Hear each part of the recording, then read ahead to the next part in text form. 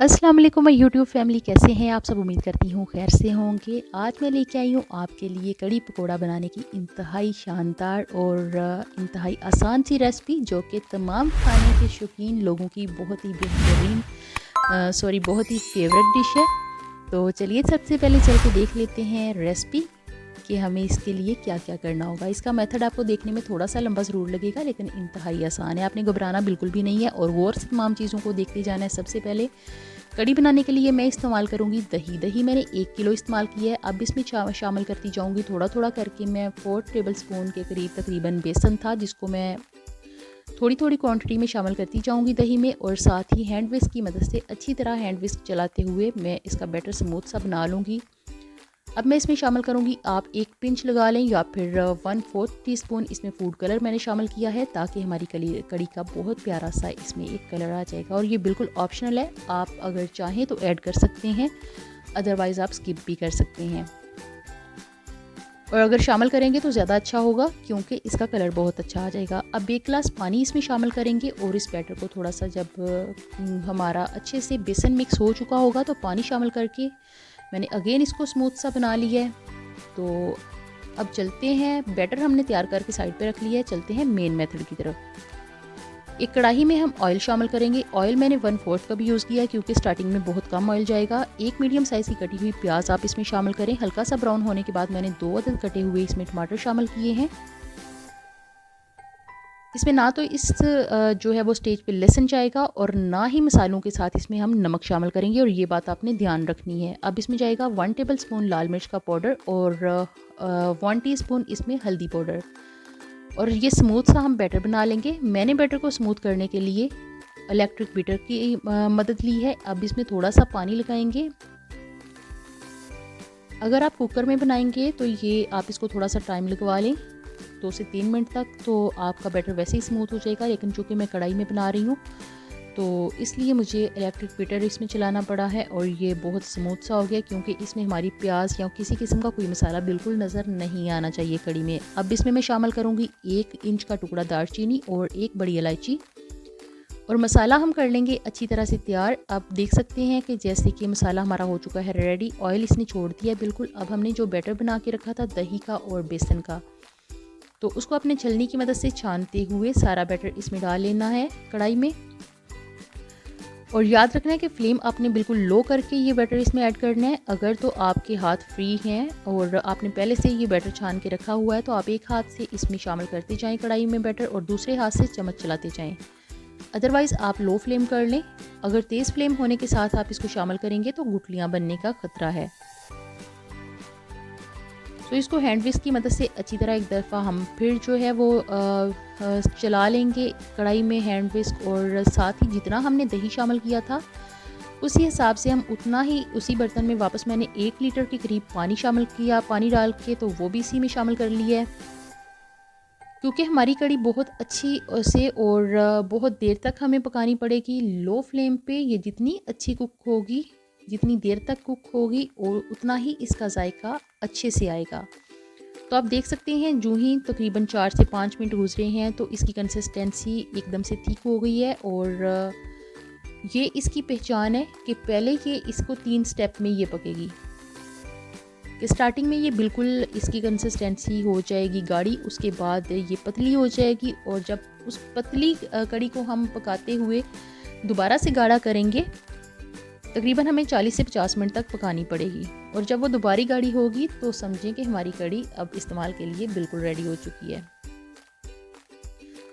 शुरू में आपने फ्लेम हाई रखनी है, और जब इसमें बबल्स बनना शुरू हो जाएं, स्मूथ से बबल के वो उबल के बाहर ना चल के और इसमें गड़क पड़नी शुरू हो जाएगी, तो समझें कि आप इसको छोड़ सकते हैं। आपने फ्लेम मीडियम कर देनी है इस स्टेज पे। आप देख सकते हैं इसमें बबल्स बनना शुरू हो चुके हैं। इससे क्या होगा कि इससे हमारी कड़ी छलक के बाहर गिरने का खतरा नहीं है बिल्कुल भी।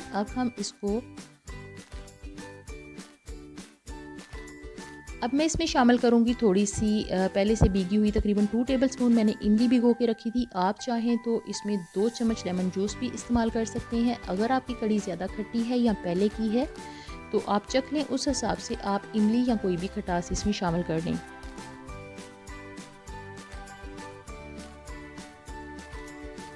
अब मैं इसको लिड लगा के फ्लेम मीडियम कर दूंगी और तक इसको पकने के लिए छोड़ दूंगी। तो दूसरी तरफ हम कर लेते हैं अपने पकोड़ों के लिए मटेरियल तैयार।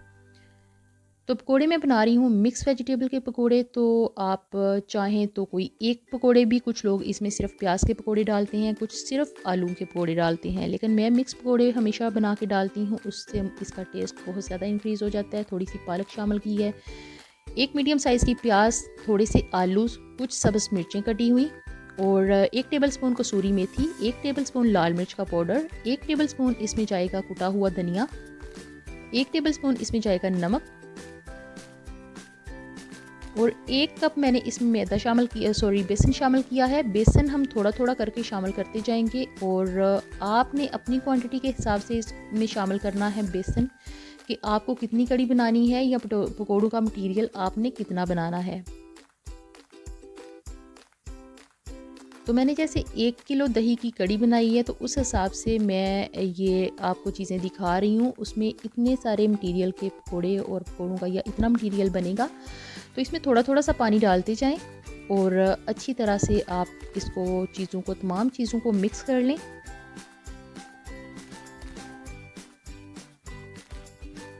अब थोड़ा सा बेसन मुझे कम लग रहा था, मैं थोड़ा सा बेसन इसमें और शामिल करूँगी और अगेन एक दफ़ा इसको थोड़ा सा पानी डालते हुए जो है वो मिक्स कर लूँगी। आपने इसकी कंसिस्टेंसी बहुत पतली नहीं कर लेनी, बिल्कुल आपने एक नॉर्मल सा इसका बनाना है कि जो आप ये देख सकते हैं आपके अच्छे से इसका जो है वो बहुत पतला भी नहीं है और बहुत गाढ़ा भी नहीं है। थोड़ी देर के लिए जब हम इसको छोड़ देंगे तो इसमें जो आलू हमने शामिल किए हैं और साथ में नमक डाला है, तो जब आलूओं में नमक डलता है तो वो अपना पानी भी छोड़ देते हैं। तो वो जो आलू अपना पानी छोड़ेंगे उसकी वजह से हमें हमारी जो परफेक्ट वाली कंसिस्टेंसी है उसकी वो मिल जाएगी, इसलिए आपने पहले से कम पानी डालना है। तो चलते हैं, अब चल के कड़ी देख लेते हैं। माशाल्लाह अल्हम्दुलिल्लाह कड़ी हमारी तकरीबन हो चुके हुए हैं 30 मिनट इसको पकते हुए। बीच बीच में आप लिड हटा के इसको चम्मच इसमें चलाते जाएं। और इस स्टेज पे अब मैंने शामिल किया है तकरीबन 1.5 टेबल स्पून कूटा हुआ लहसुन और अब मैं इसमें शामिल करूँगी नमक। 1 टेबल स्पून इसमें नमक जाएगा, मैंने पहले हाफ़ टेबल स्पून इसमें नमक डाला है और फिर आप इसको चख लें अगर आपको कम या ज़्यादा लगे या जैसा आप खाना पसंद करें। और मुझे कम लगा था तो मुझे कुछ और नमक ऐड करना पड़ा है। तो ये तकरीबन राउंड अबाउट हो गया 1 टेबल स्पून। अब हम कड़ी को कर लेंगे दूसरे चूल्हे पे और इसको बिल्कुल हम लो फ्लेम पे कर देंगे। जिस तरह से हम किसी चीज़ को दम लगाने के लिए फ्लेम करते हैं उतना कर देंगे। अब एक पैन में हम तेल गरम कर लेंगे अपना, आप कुकिंग ऑयल ले लें या घी ले लें या फिर देसी सरसों का ऑयल, आप जो भी यूज़ करते हैं पकोड़े बनाने के लिए। अगर सरसों के ऑयल में बनाएंगे तो क्या ही बात है, इंतहाई कमाल का टेस्ट आएगा। खैर मैं आज बना रही हूँ पकोड़े जो हैं वो घी में। तो अच्छी तरह से गर्म कर लेंगे और इसमें छोटे छोटे साइज़ के पकोड़े हम डालते जाएंगे।